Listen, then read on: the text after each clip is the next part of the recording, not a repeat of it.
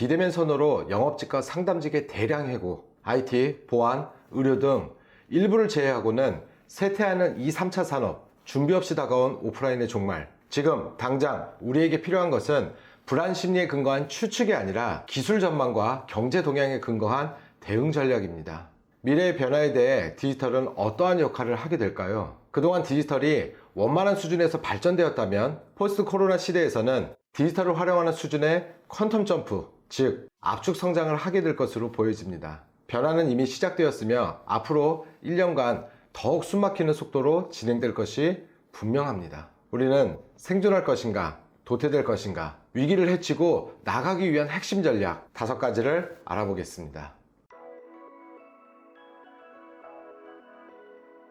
첫 번째, 뉴노멀 시대를 살아갈 노동자가 주목해야 할 키워드는 아날로그 시대에 필요했던 아이디어로 가득한 창의적인 인재가 디지털 시대에는 통찰력을 제공하는 데이터 분석 전문가로 바뀌었습니다. 과거에 필요했던 기계 메커니즘을 설계하는 인력이 요즘에는 머신러닝과 딥러닝 전문가로 바뀌었습니다. 아날로그 시대의 산업 특징은 상품과 서비스의 현물거래, 자본, 노동 집약적인 프로세스, 운송, 교통 인프라 구축의 중요성을 강조하였다면 디지털 시대에는 지식 기반의 프로세스, 디지털 인프라 구축의 중심이동, 디지털 정보와 데이터의 거래, 소규모 및 개인 기업의 역할 증대 등의 특징을 가지고 있습니다. 한국과학기술기획평가원에서 발표한 자료를 보면 포스트 코로나 시대의 직업의 변화 중 헬스케어는 AI 기반 실시간 질병 진단 기술, 교육은 실감형 교육을 위한 가상, 혼합 현실 기술, 교통은 감염 의심자 이송용 자율주행차, 물류는 ICT 기반 물류정보 통합 플랫폼, 정보보안에서는 화상AI 보안성 확보 기술 등이 유망할 거라는 분석 자료를 내놓았습니다. 두 번째, 구독, 언택트 비즈니스 모델의 진화. 코로나19 이후 언택트가 확산되자 공유에 따른 감염 불안감이 커지고 있습니다. 따라서 비즈니스 모델도 공유 경제에서 구독 경제로 흐름이 바뀌고 있습니다. 미국 포브스지에 따르면 Z세대는 소유보다 경험을 추구하기에 물건을 소비하는 방식을 소유에서 가입으로 바꾸고 있다 라고 하며 구독경제에 대한 전망을 밝히고 있습니다. 투자은행 크레디트 스위스는 구독경제 시장 규모가 2020년에는 5,300억 달러로 성장할 것으로 전망했습니다. 공유경제 및 구독경제를 넘어선 이후 단계에는 경험경제를 기반으로 한 비즈니스 모델이 등장하리라 예견됩니다. 경험경제는 고객 데이터를 활용하여 제품 및 서비스를 제공하는 것을 말합니다. 학습지 회사인 웅진싱크빅은 학습지를 디지털로 전환하여 하루에 1억 건의 학습 데이터를 분석하여 학습 경로, 오답 회피 현상, 문항별 난이도와 전국 난이도, 연령별 및 과목별 난이도를 분석합니다. AI를 통해 문제에 대한 난이도를 개인화하여 개인별로 실력이 향상되고 정답률이 10% 이상 향상되는 효과를 거두었습니다. 이러한 경험 경제는 화장품 업체에도 적용이 가능하고 식품회사의 경우 맞춤형 건강식의 트렌드로 전환 및 이동이 가능하리라 보여집니다. 세 번째, 모든 것의 시작과 끝에는 플랫폼이 있다. 플랫폼은 기차를 타고 내리는 승강장을 의미합니다.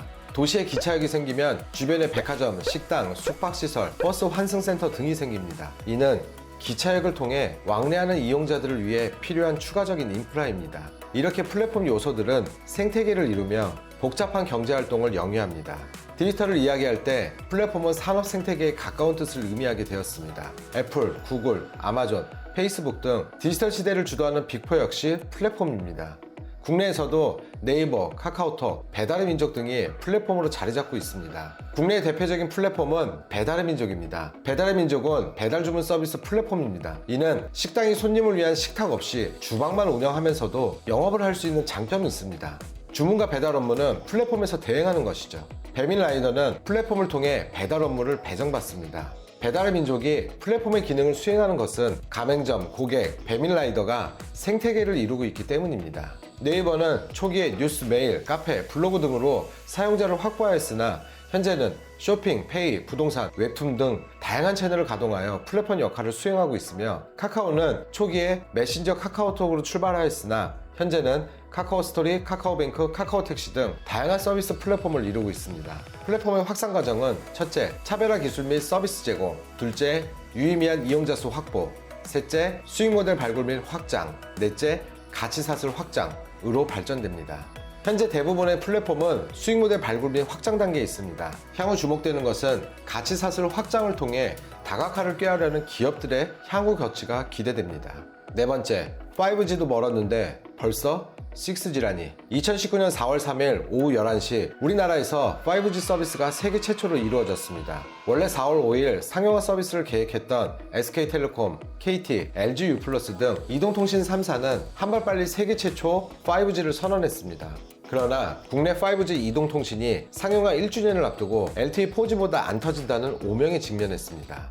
LTE보다 20배 빠르다던 5G 홍보 문구와 달리 소비자 실망이 컸었습니다. 과학기술정보통신부가 올해 상반기 서울과 6대 광역시에서 5G 품질 평가를 한 결과 다중이용 시설 가운데 5G망을 구축한 곳은 3,800여 곳이었고 신호가 원활한 비율은 68%였습니다. 전국에서 안정적으로 5G가 잡히는 건 2023년 이후에나 가능할 것으로 보입니다. 5G의 대표적인 기술을 보유하고 있는 기업은 중국 통신회사 화웨이입니다. 화웨이는 5G를 위한 통신 인프라 설비에 대한 기술력뿐만 아니라 가격 측면의 경쟁력까지 확보하고 있습니다. 미국은 이러한 화웨이의 독주에 강력한 제동을 걸고 있습니다. 트럼프 대통령은 미국뿐만 아니라 EU, 캐나다, 호주 등 우방국까지도 화웨이의 5G 인프라가 공급되는 것을 적극적으로 막고 있습니다. 왜 그토록 악착같이 막고 있는 이유가 뭘까요? 미래에는 AI, 빅데이터, IoT, 클라우드, AR, VR, 로봇, 드론 등 모든 디바이스가 5G와 연결되는 초연결 생태계를 이루기 때문입니다. 그렇다면 5G 시대 이후는 무엇이 등장할까요? 당연히 6G 시대. 2030년부터 2040년까지 활용될 것으로 보입니다. 이는 사람, 사물, 공간, 데이터, 프로세스가 지능적으로 연결되는 환경을 실현할 것으로 예상되고 7G는 2040년 이후에 활용이 될 것으로 보여집니다. 7G는 사람이 존재하는 공간 자체가 네트워크화되는 환경으로 전환될 것입니다. 마지막 5번째, CCTV는 공공장소를 관찰하고 IoT는 개인을 추적한다. 디즈니월드는 RFID 태그가 있는 웨어러블 손목밴드 매직밴드를 만들었습니다.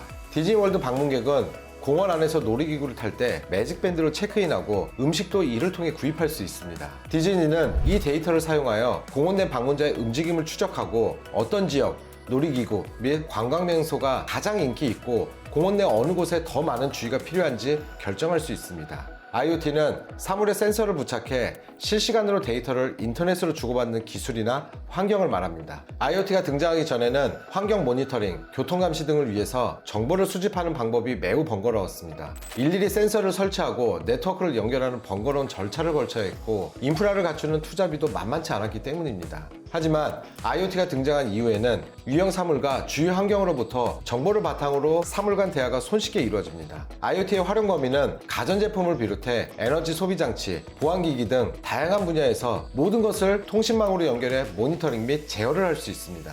스마트폰이나 인공지능 스피커가 사용자의 음식을 인식해 집안의 모든 사물 인터넷 IoT 기기를 연결하고 사용자의 특성에 따라 자동으로 작동하거나 원격으로 조정할 수 있습니다. 스타벅스의 IoT 기반 커넥티드 매장 광화는 IoT 플랫폼에 커피 머신, 냉장고, 온도 조절기, 도어락 등을 연결해서 정보 수집 및 기계의 성능 관리를 도와주고 고객의 스마트폰으로 접수되는 사이렌 오도와 맞물려 매장 관리 및 구매 물류 시스템과 연동되며 AI 엔진을 통해 매장의 모든 상황을 모니터링 및 통제할 수 있습니다.